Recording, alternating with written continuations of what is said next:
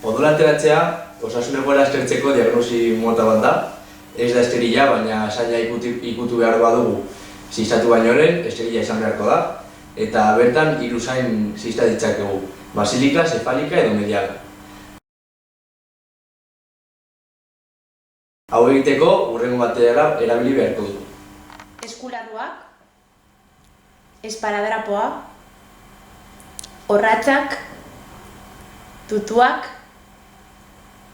tortorra, kontainerra, gasak eta klorexidrina. Bueno, odola ateratzea etortzen zara, ez? Bai. Vale, bire? Bai. Ondo. Bueno, zikatu izute noiz bai? Bai, askotan. Eta mareatzen zara? Ez. Ez zara mareatzen, ez? Vale, bueno, hasiko. Lehenengo eskuak garbituko ditugu beste bideo batean ikusi dugun moduan, eta gero eskularruak jarriko ditugu. Tortorra jarriko diogu pazienteari lehenengo goitik pasatzen eta bertan enkajatzen beste aldea. Gero eskua ixteko eskatuko diogu eta ziztatuko dugun zaina estatuko dugu. Hurrengo pausua palomile irekitzea da.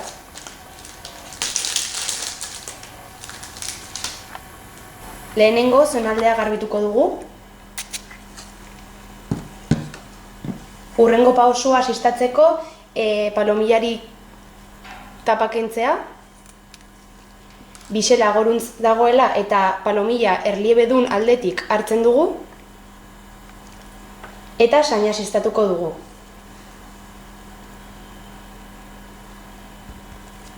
Palomila alduko dugu, hegaletatik, eta odola ikusten dugu momentuan zain barruan gaudela jakingo dugu. Orduan tutua sartuko dugu.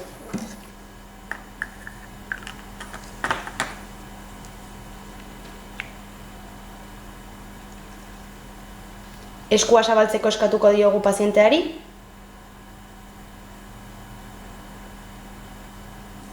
Eta tortorra kenduko diogu.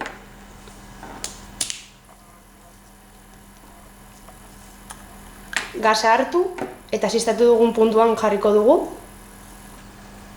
Palomillako azken aldetik tiratu eta klik entzuterakoan kenduko diogu. Presioa eraginez, asistatu dugun lekuan. Behin odola aterata, orratzak kontainerrera botako dugu, esparadrapoa jarriko diogu, eta pare bat minutu presioa mantentzea eskatuko diogu. Odola laborategira bidaliko dugu, eta aste bat barru emaitzak izango ditugu.